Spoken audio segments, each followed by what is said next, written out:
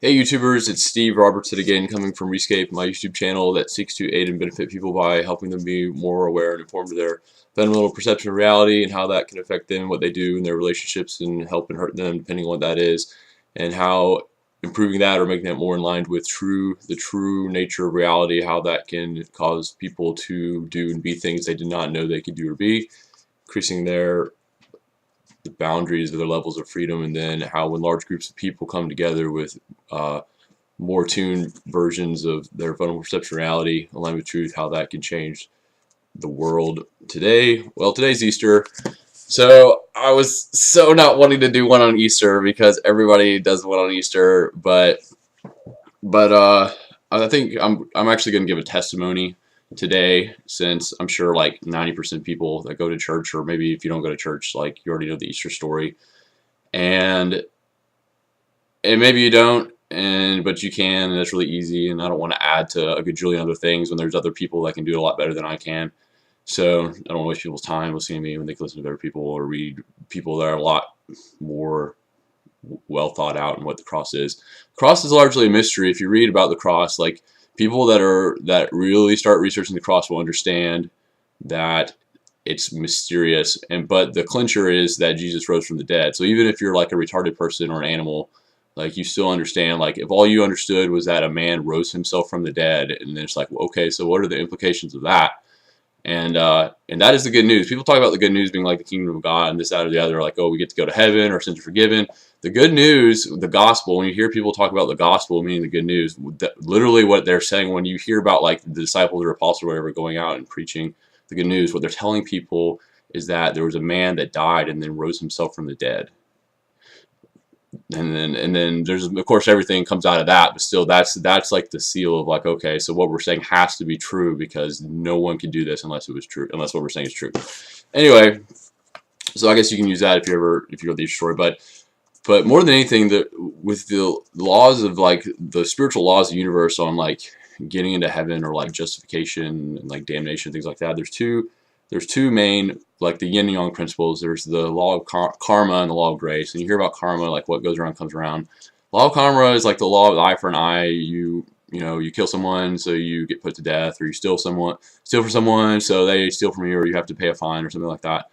And so there's an equality of that. Basically, whatever you do, you have to then, it has to come about such that it equalizes, so that if you hurt them, they get to hurt you, or something like that. Very simply put, the law of grace is another way to end wrongdoings. The law of grace is simply if you do something wrong to someone, the way to equalize it out isn't for them to do something wrong to you or something hurtful to you. It's literally that they take what you do to them and they say you are forgiven. So if you're like a Buddhist or Hindu, believes in reincarnation, what you talk about multiple lives, you'll have people like one person will kill another person, and then the next life the other person gets to kill the person that killed them, or the next life the other person, like let's say you have Bob and John, and Bob kills John, and then the next life, whoever Bob and John end up being in the next life, Bob that killed John, in the next life Bob saves John's life. And so that would be sort of like the grace thing that's equalized, because there's a sense of reconciliation. Now what you have to understand from God's perspective, before even the cross is mentioned, or like if God can think of like things in order, maybe not, I don't know, but like if someone was coming up with the idea of the cross, literally what they have to think about is they're like, okay, so we've got humans, they're almost all doing karma, so everybody's about justification and judgment, and like literally we have to wipe this out, because nobody's going to be in a state of grace or bliss. There's not going to be utopia if everybody's killing each other and hating each other.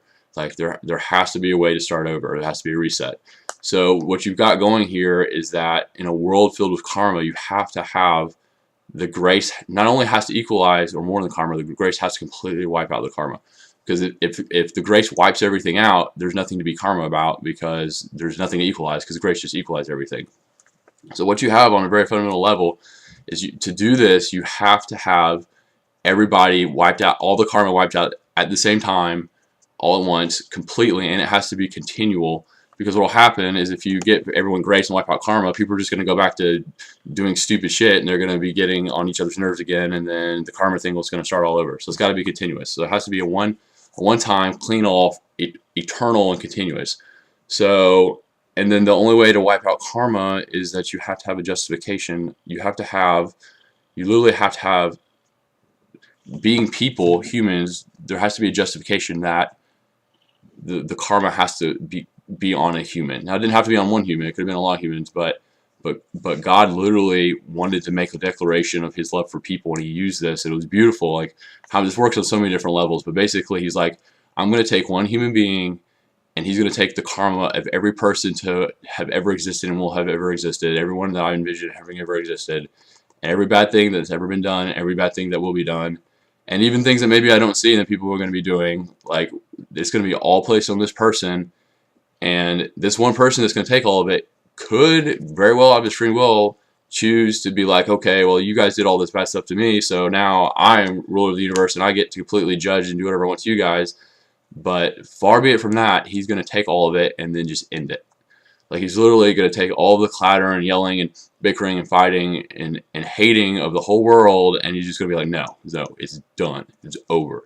And so, and that's what Jesus did on the cross, like literally on a spiritual level. Like, and the signs written that verify this, people were raising from the, like, you have like graveyards nearby where corpses are coming out of the ground. People are waking up and coming out of like caskets and stuff, and like earthquakes and eclipses, and like, it's like, this was not a small event. Like, there was a lot of things going on here. And you have to understand too, on a spiritual level, the demons and the forces of hell are like, from their perspective, they're like, we get to kill God. Like, this is beautiful. Like, it's over. Like, we've got God checkmated. I don't know how they could think this, but like, so they're ready to take Jesus out because they think they've won.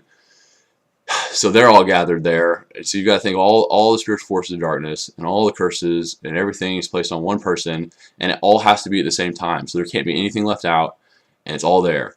And then you talk about like Jesus dying on the cross, like, what's the importance of that? Well, that's the importance, is because when Jesus died, He took all that with Him. Like, that's how you can only die once. If you die once and then raise from the dead, you can't die again. Like, that's the law of death. Like, you die one time. So when Jesus came back, then the answer is like, well, where did all those curses go? Like, what happened to the demonic, forces, and like, what were they, what does that mean?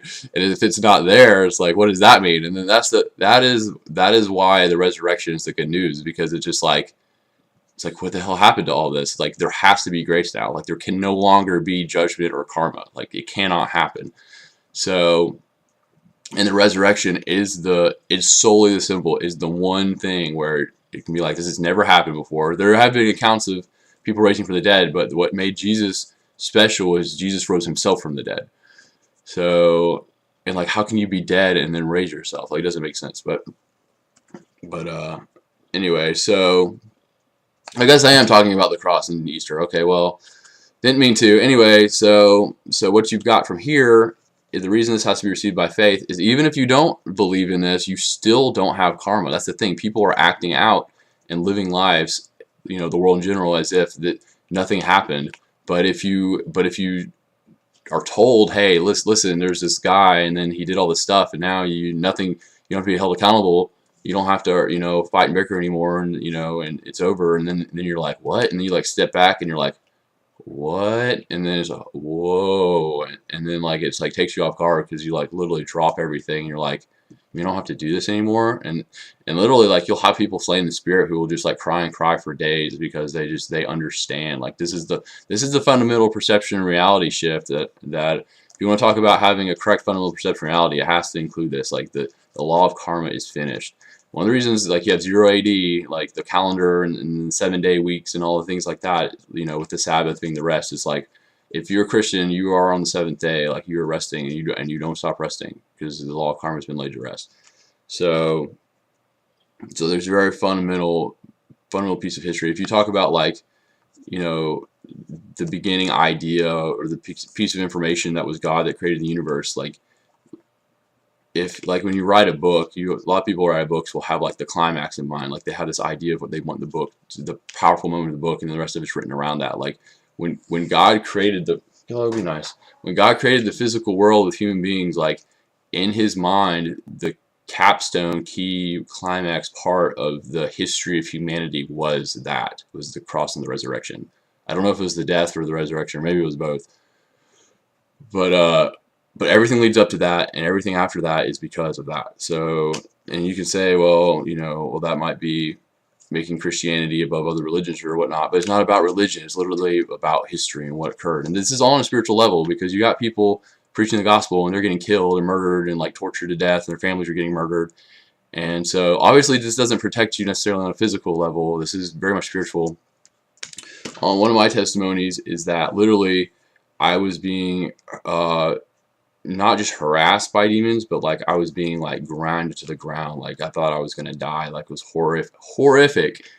And as soon as I gave my life to Jesus, it was just like they had to stop. It was instantaneous.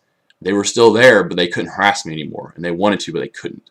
And the reason is because when I took that whatever vow or whatever, well, like now I'm one of Jesus's, then whatever legal ground they had on me to do that to me was no longer there. They couldn't do it. They couldn't do it anymore, because the legal ground was broken when they did it to Jesus, and then they killed Jesus, and Jesus came back, and that was their chance, and it was over. And so, and then once you're a part of Jesus, they can't do that. It's as if you had died and they harassed you and you came back. They can't do that to you anymore. Eternal life is because Jesus died, and then if you die like Jesus died, then you live forever, because you can only die one time. So, and it's like baptism. It's like you go under the water and come up, so it's like a rebirth or whatever, a spiritual rebirth. So anyway, 11 minutes. So I don't know what to even take away from this. The fundamental perception reality shift here is that there's no more law or judgment. When you choose to have the correct fundamental perception reality of what took place after the cross, is that God gives complete grace to everyone, and the only thing limiting that is your ability to be like, oh wow, this is real. It's like that is the limiting agent. So if you believe what I'm saying, check it out. Like, if God won't hold back. If you want to talk to him, like, he'll tell you about it. I guarantee he will tell you about it if you ask him. So don't hold back. Anyway, this is Steve. I don't know what week it is. Post in the comments if you need anything. Rescape. I will see you guys next week. Okay, bye.